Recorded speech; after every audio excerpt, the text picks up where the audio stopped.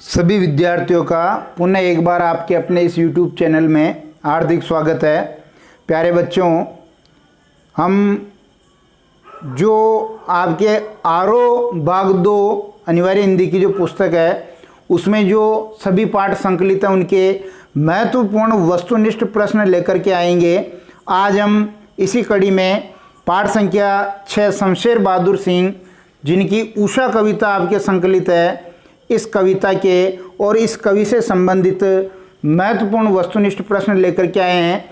आपके प्रत्येक परीक्षा में ये बहुत उपयोगी होंगे, बहुत मदद आपको इससे मिलेगी। वीडियो शुरू से अंत तक देखिए और अपना मूल्यांकन कीजिए। पहला प्रश्न हम शुरू कर रहे हैं। पहला प्रश्न है, कवि शमशेर बहादुर सिंह ने उषा कविता में भोर के नभ की तुलना किस किस से की है? राख से लिपा हुआ चौका, गहरा नीला शंख, बहुत काली सील, उपयुक्त सभी। बिल्कुल सही है आपका उत्तर। आप यदि इसका ऑप्शन नंबर द सोच रहे हैं तो बिल्कुल सही है, क्योंकि राख का लिपा हुआ चौका जो अभी गीला पड़ा है, गहरा नीला शंख और बहुत काली सील जो केसर से युक्त है। इस प्रकार जो भोर का नभ है उनका उपमान इन तीनों से दिया गया। और भी दिया है लेकिन ये 3 है, इसलिए इस प्रश्न का उत्तर हो जाएगा उपयुक्त सभी। दूसरा प्रश्न देखिए, उषा कविता में आकाश पर छाई लालिमा की तुलना कवि ने किन उपमानों से की है? केसर से धुली हुई गहरी काली सिल, लाल घड़िया चौक मली हुई स्लेट, नीले जल से निकलती किसी की गोर झिलमिल दे, उपयुक्त सभी। बिल्कुल ठीक है। यहाँ जब सूर्योदय के पूर्व का जो दृश्य है जिसमें हल्की हल्की लालिमा छाने लग जाती है, तो उसमें ये तीनों ही उपमान प्रयुक्त किए हैं, तो उपयुक्त सभी इसका भी उत्तर हो जाएगा। तीसरा प्रश्न देखिए। तीसरा प्रश्न है, उषा कविता के कवि ने किसका वर्णन किया है? इस कविता में किसका वर्णन किया? सूर्योदय के ठीक पहले के पल पल परिवर्तित प्रकृति का वर्णन है, सूर्यास्त के ठीक पहले के पल पल परिवर्तित प्रकृति का वर्णन है, दोपहर के ठीक पहले के पल पल परिवर्तित प्रकृति का वर्णन है, उपयुक्त सभी। अगर आप इसमें ऑप्शन नंबर इसका द सोच रहे हैं तो बिल्कुल गलत है, क्योंकि सूर्योदय से ठीक पहले का पल पल जो प्रकृति में बदलाव हो रहा है उसका वर्णन उषा कविता में किया। ऑप्शन नंबर ए बिल्कुल सही है।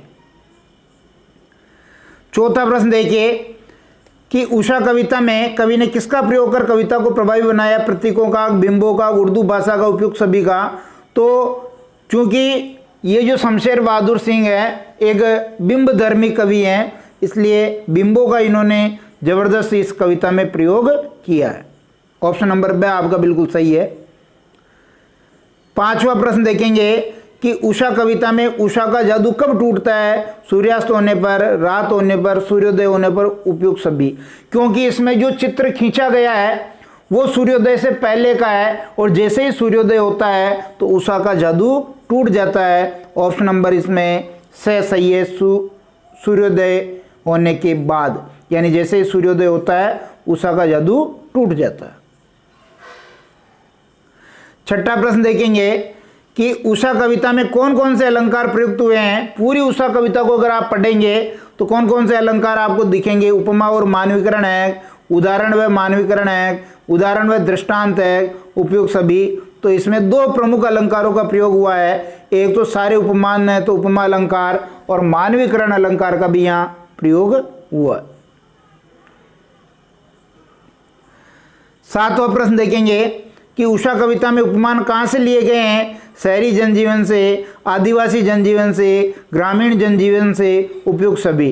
तो ये जो भी आप उपमान देखेंगे, चाहे वो राख से लिपा हुआ चौका हो, चाहे वो काली सील हो, ये सब ग्रामीण जनजीवन से लिए गए उपमान है, इसलिए ऑप्शन नंबर से अपना बिल्कुल सही हो जाएगा।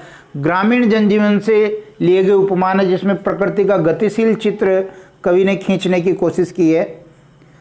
8वां प्रश्न देखेंगे कि उर्दू हिंदी के दोआब उपनाम से किस कवि को जाना जाता है?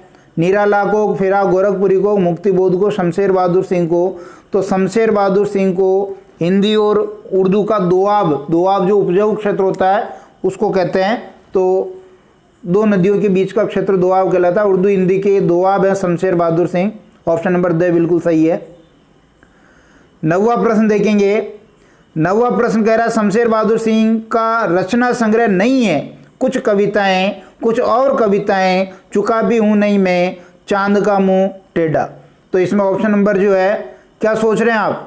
अगर आप दे सोच रहे हैं तो बिल्कुल सही है, क्योंकि चांद का मुंह टेढ़ा ये गजानन माधव मुक्तिबोध का संग्रह, मुक्तिबोध का ये संग्रह, इसलिए द वाला सही हो जाएगा। शमशेर बहादुर सिंह का रचना संग्रह नहीं है। 10वां प्रश्न देखेंगे। शमशेर बहादुर सिंह के बारे में असत्य कथन है, ये विचारों के स्तर पर प्रगतिशील तथा शिल्प के स्तर पर प्रयोगधर्मी कवि हैं, बिल्कुल ठीक। ये एक बिंबधर्मी कवि के रूप में प्रसिद्ध है, ये भी ठीक। ये अज्ञेय द्वारा संपादित दूसरे ताड़ सप्तक के कवि रहे, ये भी ठीक। ये छायावाद के 4 स्तंभों वाले कवियों में से एक है, ये गलत हो जाएगा, क्योंकि जो छायावाद के जो 4 स्तंभ है वो आपको आने चाहिए। जयशंकर प्रसाद, सूर्यकांत त्रिपाठी निराला, सुमित्रा नंदन पंत और महादेवी वर्मा, ये 4 स्तंभ है, इनमें ये शमशेर बहादुर सिंह का नाम नहीं है। तो ऑप्शन नंबर द इसका बिल्कुल सही हो जाएगा।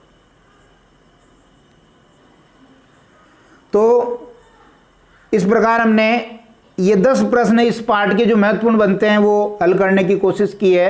यदि आपको वीडियो पसंद आता है तो लाइक शेयर करें, चैनल पर पहली बार जुड़े हैं तो इसको सब्सक्राइब कर लें। इसी तरह हम प्रत्येक पार्ट के इम्पोर्टेंट जो वस्तुनिष्ठ प्रश्न हैं उनको लेकर के आएंगे।